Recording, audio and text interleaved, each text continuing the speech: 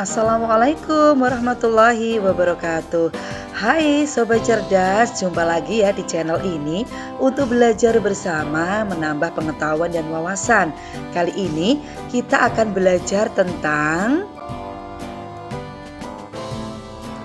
pengaruh gaya terhadap benda. Sebelumnya kita mengingat dulu ya pengertian gaya. Gaya adalah tarikan atau dorongan yang menyebabkan benda bergerak. Sobat cerdas tentu tahu ya bahwa gaya dapat memengaruhi gerakan benda. Lalu apa saja ya pengaruh gaya terhadap benda? Yuk kita mulai dari yang pertama ya. Pengaruh gaya terhadap benda yang pertama adalah gaya dapat memengaruhi benda diam menjadi bergerak.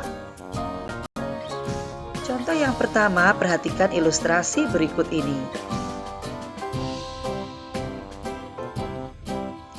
Meja yang semula diam ketika didorong menjadi bergerak. Selanjutnya perhatikan ilustrasi berikut ini. Ilustrasi ini menunjukkan bahwa bola yang ditendang menjadi menggelinding. Hal ini menunjukkan pengaruh gaya terhadap benda diam menjadi bergerak.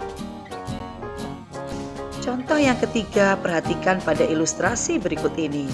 Mobil yang mogok didorong agar maju. Nah, hal ini juga menunjukkan bahwa gaya itu memengaruhi benda yang semula diam menjadi bergerak. Pengaruh gaya terhadap benda yang kedua. Gaya dapat memengaruhi benda bergerak menjadi diam.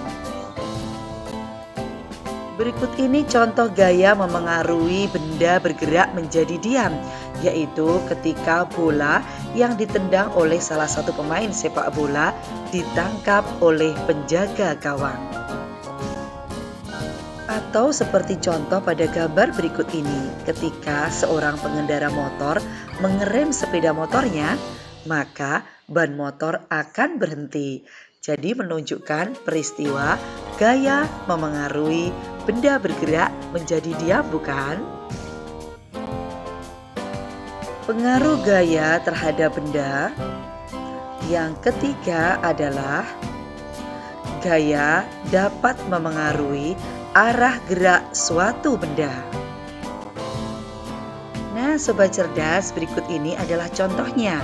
Ketika pemain kasti memukul bola yang dilemparkan kepadanya, bola itu akan terlontar ke arah lain sesuai dengan gaya yang diberikan. Sobat cerdas juga bisa melihat contoh berikut ini. Mobil yang dibelokkan ke kanan dan ke kiri juga merupakan peristiwa yang menunjukkan gaya dapat memengaruhi arah gerak suatu benda.